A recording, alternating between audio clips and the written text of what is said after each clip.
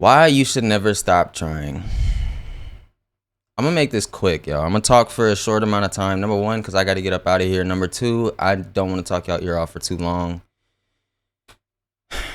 If you've ever started anything, you know how difficult it is just to start.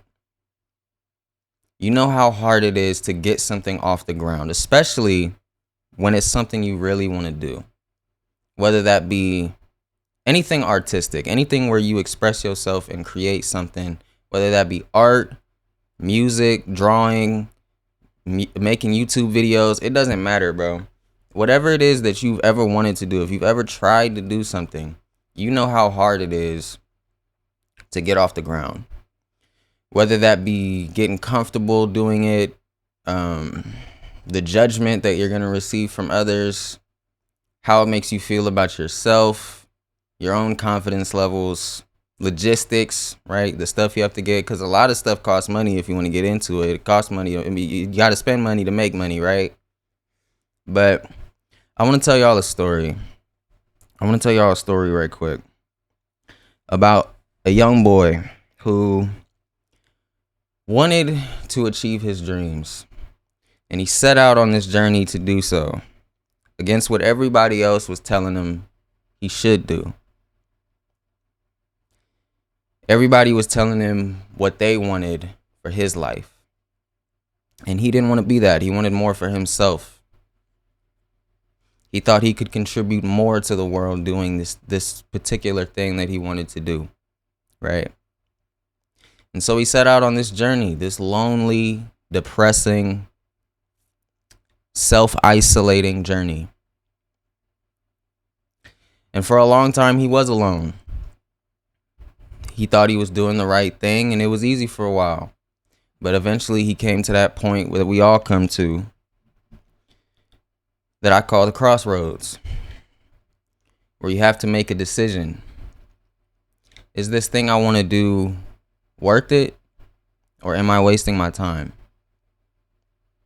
And a lot of times in my past, I've quit.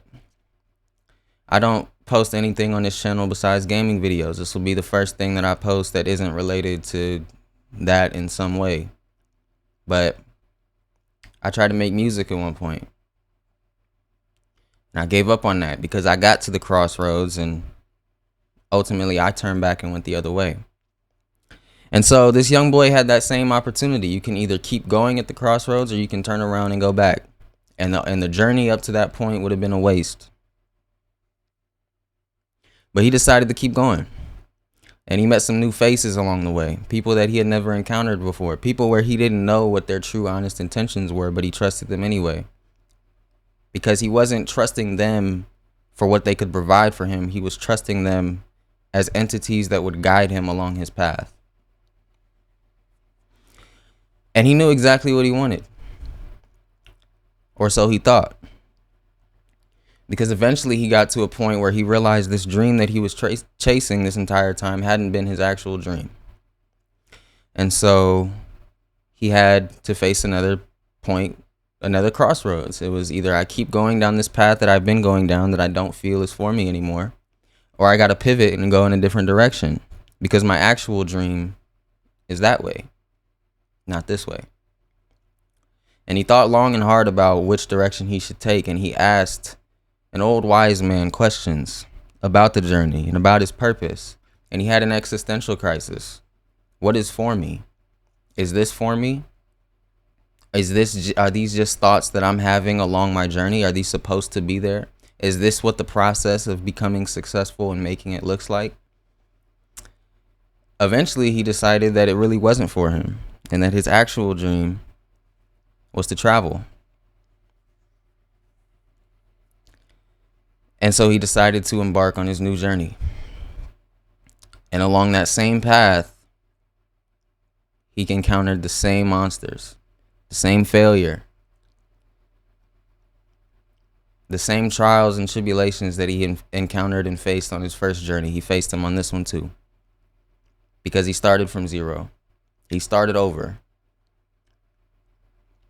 Things in life aren't so simple to where you can start doing one thing and then assume you're good at another. You can't pick something up and be miles ahead of where you were if you would have picked something else up. What I mean by that is, no matter what you decide to start doing, no matter how talented you are, no matter what your natural affinity is for that thing, you start from zero. You start from square one. And you have to start from square one to get to square two. Now, how fast you get from square one to square two is up to you. But you start from zero. And if you don't ever start, you never see what the end looks like. You never see what the middle looks like. And this is why I think people say that the journey matters so much. That you should trust the process. That the process and the journey is more important than the result and the destination. Right? I think Kobe said that he loves the process more than the destination. And so he set out on this new journey. Started from zero. And again, people told him he would never make it. People told him that he wouldn't amount to anything. Eventually, he realizes his dreams, but not in the way you'd expect. See, his dream was to travel. He wanted to see something beautiful and magnificent. And when he finally got to his destination, he didn't know he had arrived. He had been on this journey for miles and miles and miles and miles, over the span of years and years and years and years. And when he finally got to this point where he thought he might turn back, he might give up, he was beaten badly by people that wanted to take what he had and what he owned. People that didn't believe in themselves, that thought that this is just the way the world was. These people never set out on their dreams, and they beat him. And you know what they said when they were done? They said, when he asked them, "Don't you guys have a dream?" He's on the floor bleeding, beaten, brutally battered. He says, "Don't you guys have a dream?" And they said, "Yeah, but nobody could ever do that." And they turned around and they took what he had and left. Never set out to see their journey. But guess what? Our main character in this story did. Because when he looked up after being brutally beaten, he looked up and saw everything that he had ever wanted. He had arrived at his destination. I have a couple quotes that I want to read to you guys on my phone. I'm going to just read them off. Says, "It's the possibility of having a dream come true that makes life interesting." Think about what that means for a second. Not the fact that you made it already or that you became what it is you wanted to become, but the fact that the possibility exists for you to keep trying, for you to keep going. You won't even know if that's like if you don't ever start. You won't ever get the opportunity to know if you could have been something if you don't start. You have to try. The other one says, I have 3, so there's 2 more. "The world's greatest lie is, at a certain point in our lives, we lose control of what's happening to us, and our lives become controlled by fate."